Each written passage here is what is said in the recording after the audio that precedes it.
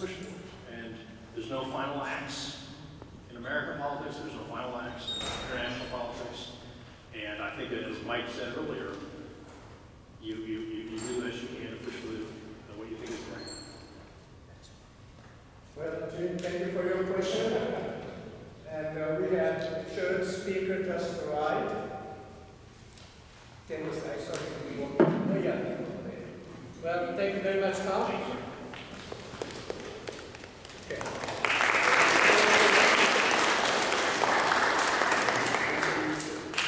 This is your name. And also, maybe you play golf or tennis. And as a souvenir, small token from Philadelphia. Okay. And we will okay. Thank you, thank you. All right.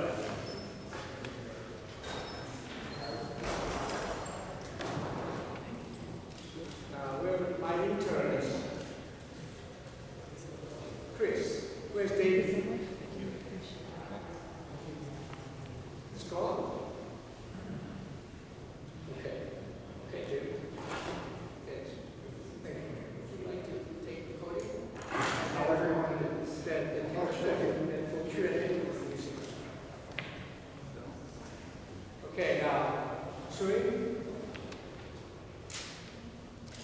That's right. There's a change of schedule, so we need to, she's going to introduce you.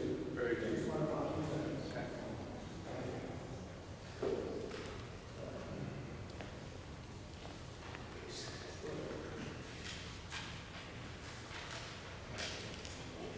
Thank you, Dr. Kim, for this uncommon opportunity to introduce our third speaker, Dennis Wilder, in this hollow chamber of Kennedy Caucus Room of the United States Senate. Dennis Wilder is an assistant professor of practice in Georgetown University's Asian Studies program and senior fellow at the Initiative for U.S.-China Dialogue on Global Issues. He's had a distinguished career in the U.S. government as the leading China expert, advising various agencies on U.S. policy toward East Asia. He served as Special Assistant to the President and Senior Director for East Asian Affairs on the National Security Council during the administration of President George W. Bush. From 2009 to 2015, he was Senior Editor of the Presidential Daily Brief. His final position in government was as the CIA's Deputy Assistant Director for East Asia and the Pacific in 2016. Professor Wilder was also a visiting fellow at the John L. Thornton China Center in the Foreign Policy Studies program at the Brookings Institution in Washington, D.C. Please join me in welcoming Professor Dennis Wilder.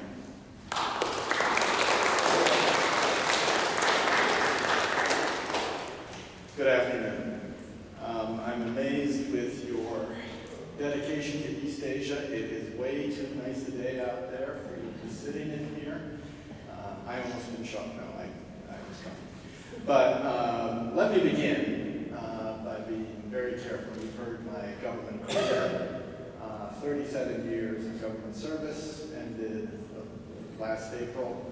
So I need to put out the disclaimer that I do not speak for the United States government or Georgetown University today. I speak for myself as a professor of Asian studies and a specialist on the Chinese military.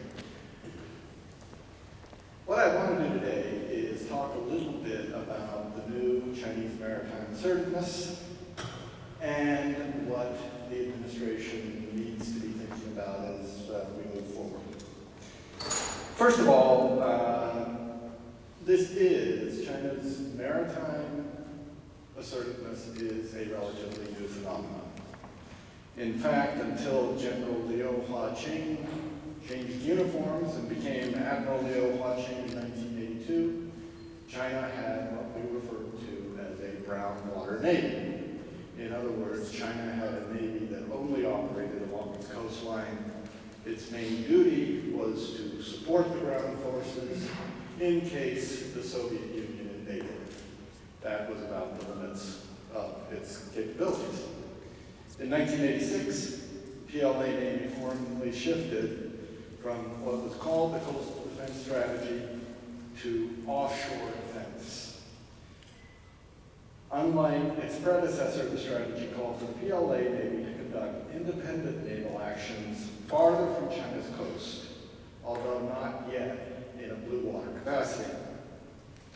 according to Admiral Liu's autobiography, the offshore strategy was to defend China's maritime interests within China's claimed maritime territories.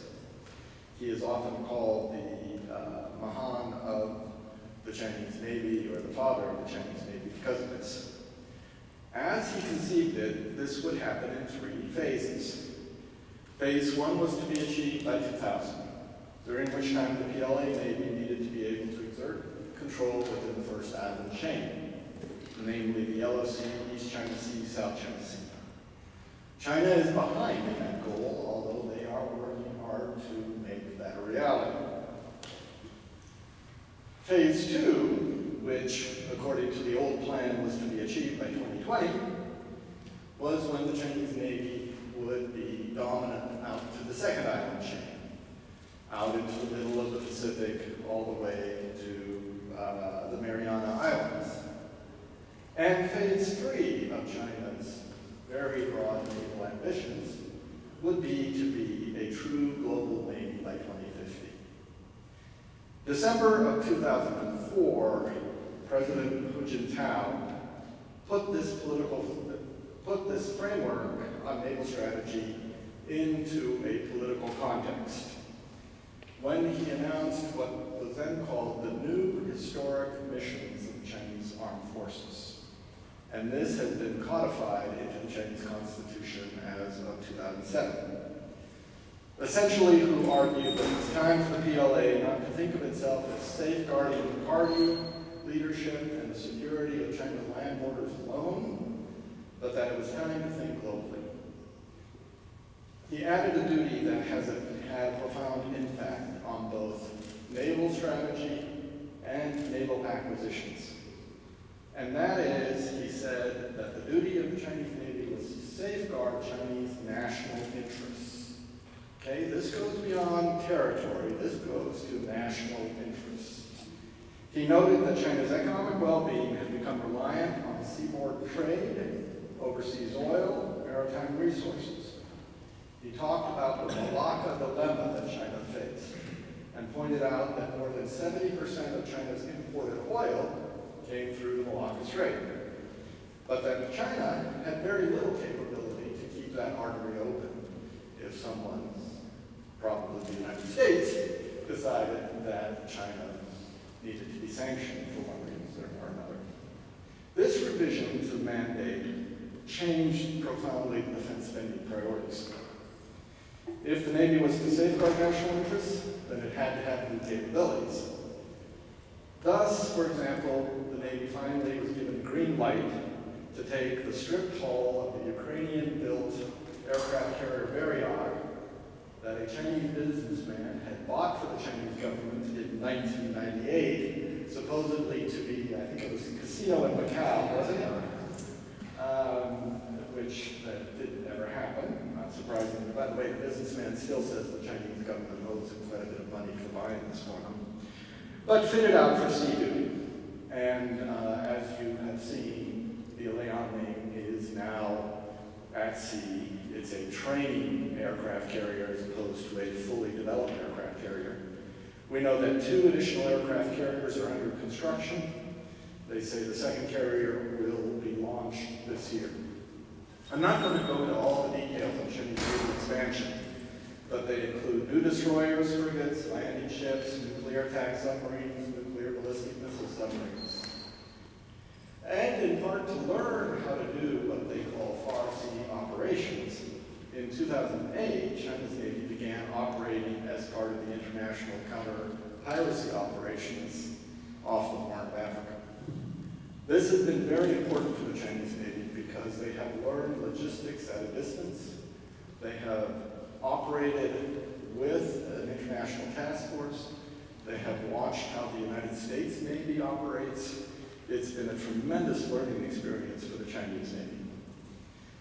So with all of this and the new strategy, I don't think it's a surprise that in 2007 we started to see Beijing become much more assertive about its maritime territorial claims in the East and South China Sea.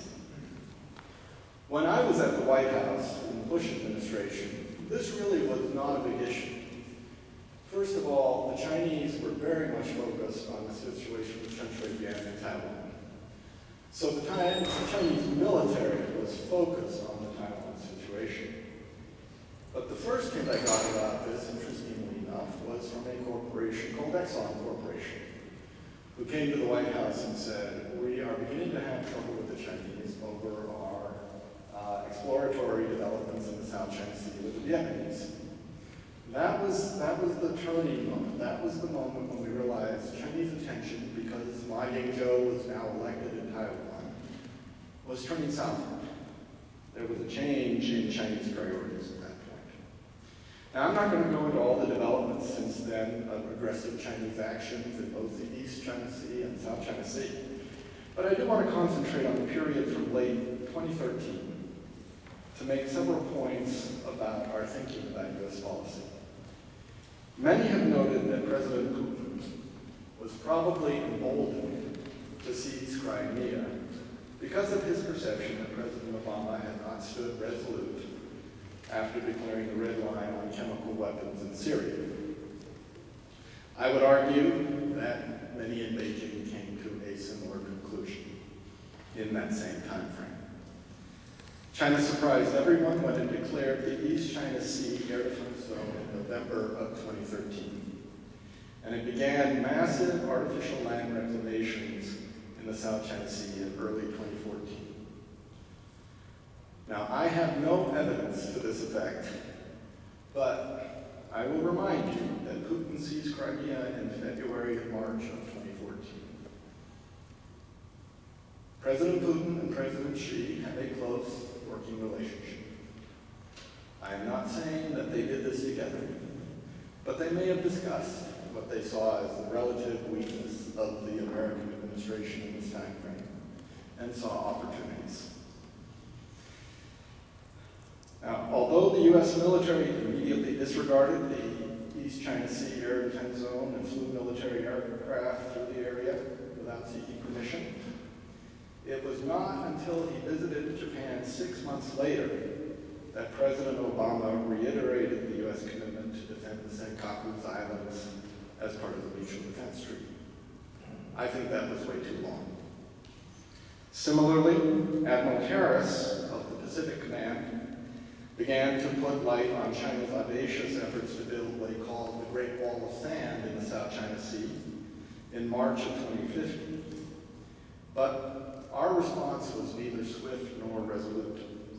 Indeed, it's my understanding that President Obama did not have a serious discussion about this issue with President Xi until March of 2016, at least a year after the Chinese started this construction, and only after it looked like the Chinese might make an effort to build something on Scarborough Reef, which we clearly see as in the Philippines' possession.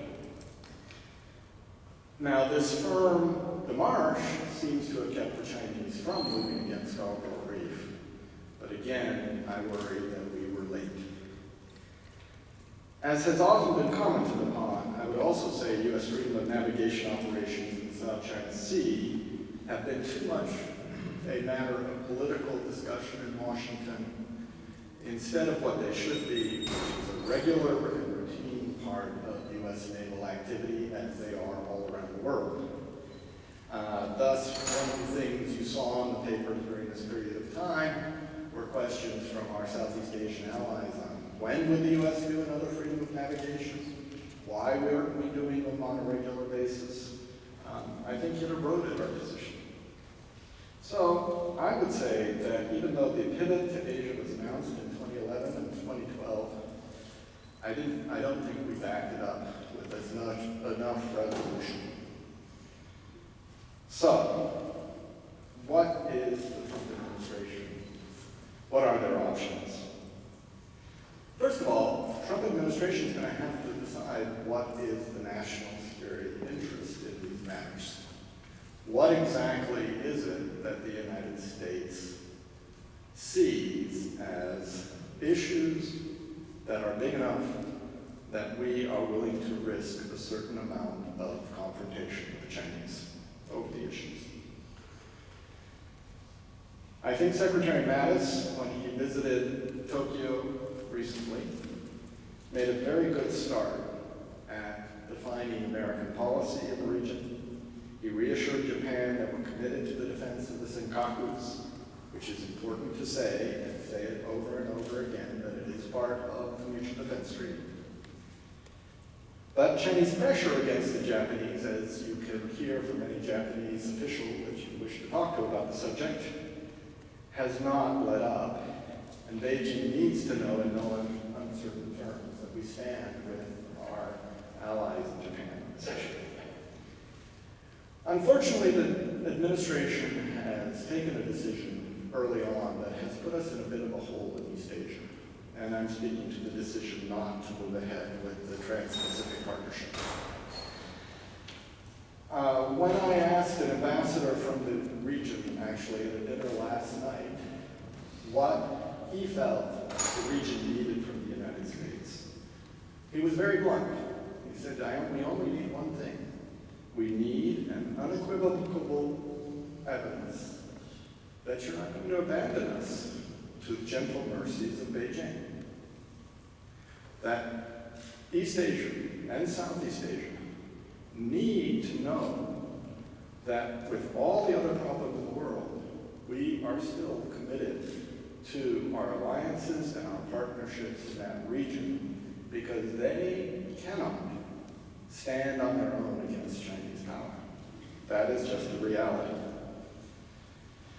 Now, Secretary Mattis will have a big opportunity to do this when he visits Singapore for the Shangri-La Dialogue in 2 to 4 June. This will be really